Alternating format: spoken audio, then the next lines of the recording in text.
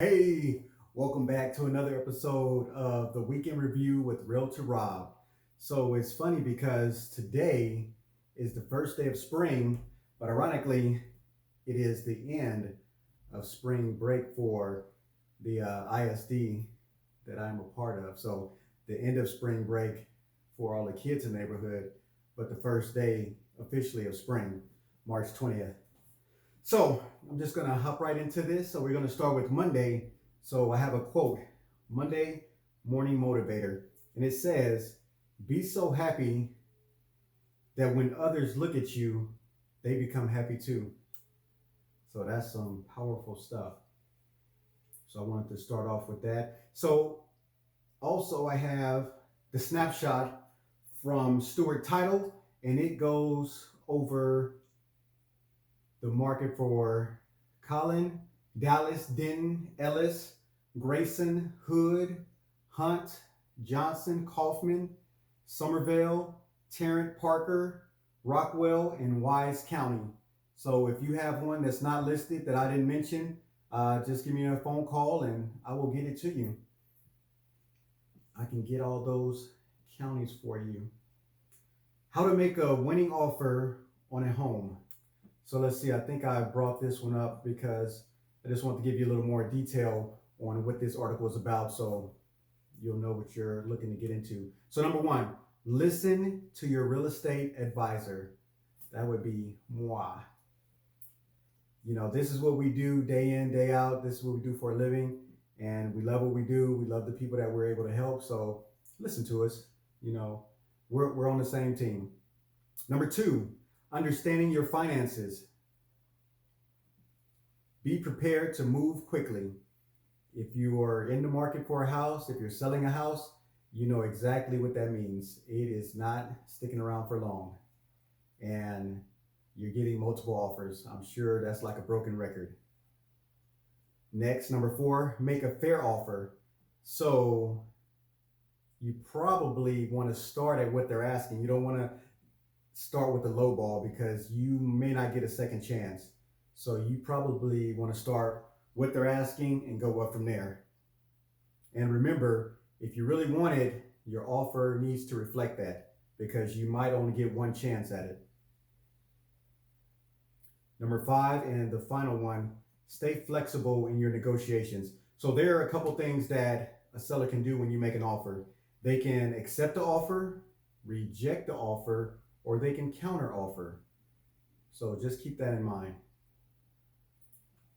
All right, let me go back.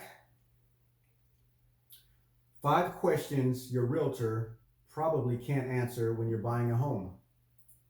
So let me see what those are so I can go through those a little bit.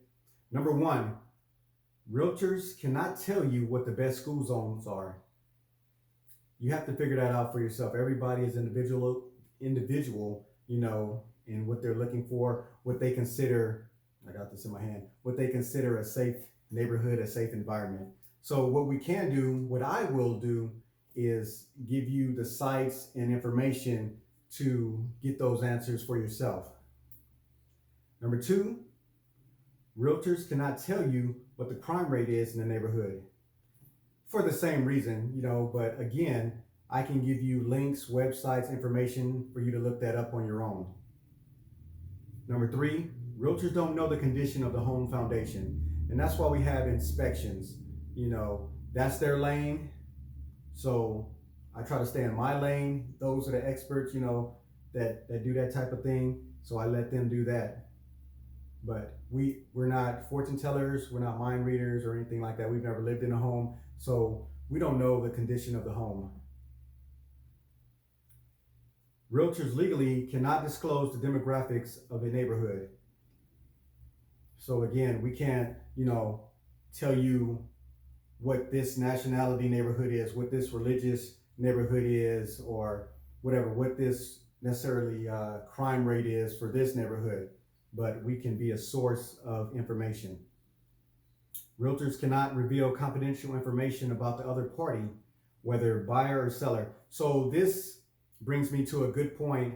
I work with a lot of buyers, so it's very important for you to have a buyer representation agreement signed with me, I'll use myself for an example, because until you sign that, I actually work for and represent the seller. So make sure you get, we call it a buyer rep agreement, meaning that I work for you, I represent you as my buyer. So that's something to remember. Buyer rep agreement. Okay, and I'm gonna cross these off to make sure I touch on everything that I want to talk to you guys about. Okay, so next on, we're still on Monday. So we have Paul Youngblood with Youngblood Law, and he is talking about, this is his Mindset Monday video, audacity. I might be saying that wrong. Audacity. So I looked it up, Google, just to give you, they have two definitions: a willingness to take bold risk. And they used it in a sentence like we were taught in school. Her audacity came in handy during our most recent emergency. And then the next one, rude or disrespectful behavior. She had the audacity to pick up the receiver and ask me to hang up.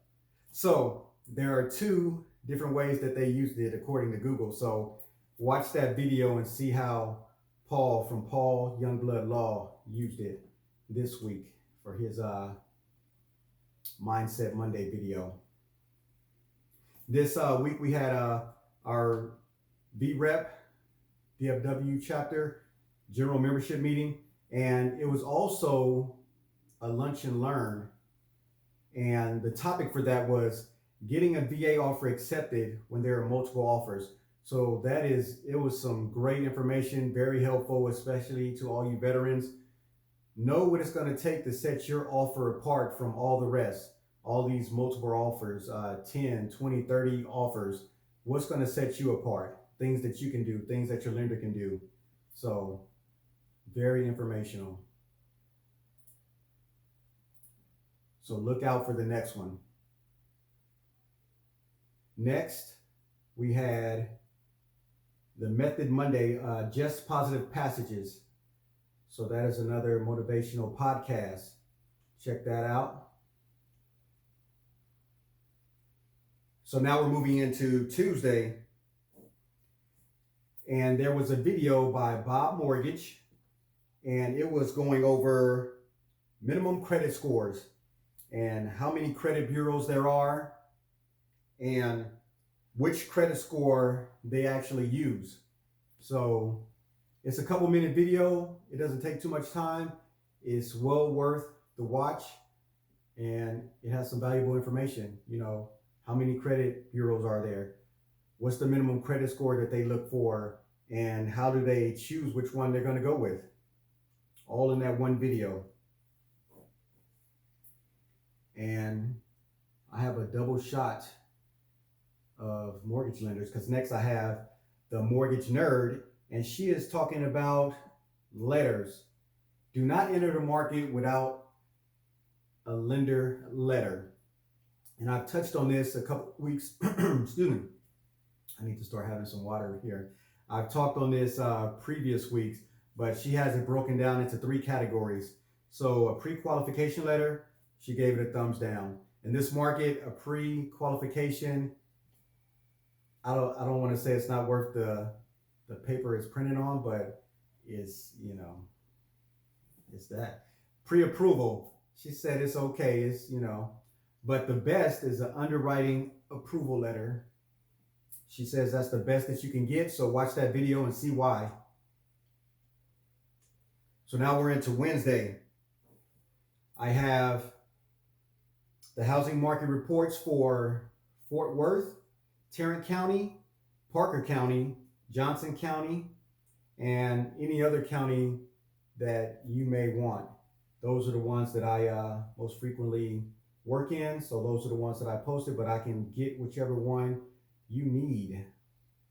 How much are closing costs and how to reduce closing costs. Anytime you can save money in this market, you want to know how to do that. So there's a post there, and some of the things that they touch on: who pays closing costs and when? What are buyers expected to pay? How much can sellers expect to pay?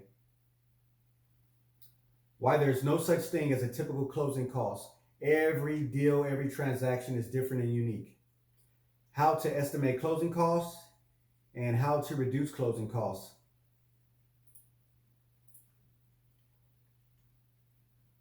Next, I have a link, an opt-out link for credit card offers.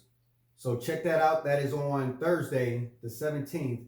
I have an opt-out link of how to opt out from receiving all these credit card offers if you don't want them. If you do want them, then, leave it as is.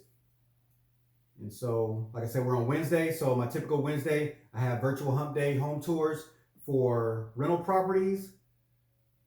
I have properties above 300K, properties between 200K and 300K, and the most popular, properties below 200K.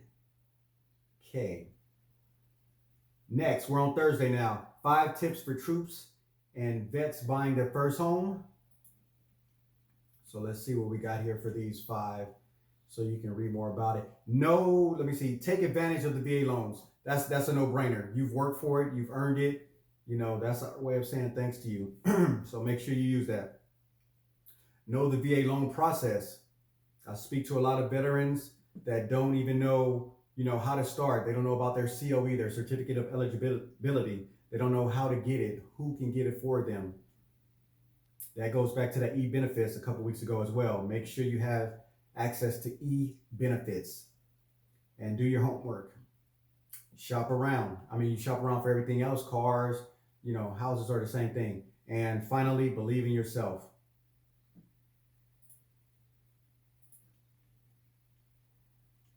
Next post is to renovate or not to renovate before you sell. So that's talking about which renovations are actually going to net or give you a profit and which ones are, a waste of money, time and money. I had a post for free veteran training in Microsoft software. This is another one for veterans. Retiree newsletter for March. Check that out. And this is something for everyone. This is America's sees major home equity gains.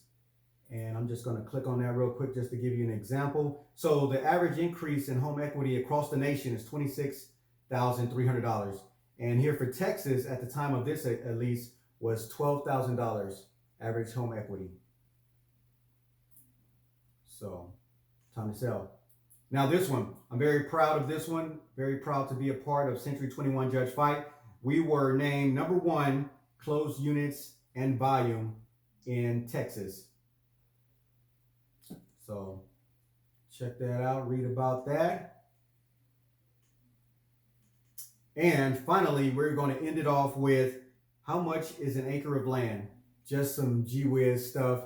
Now, hopefully I'm saying this right. When I was in real estate school, the way that we were taught to learn it was 4 ladies or 4 men going down the 35 at 60 miles an hour.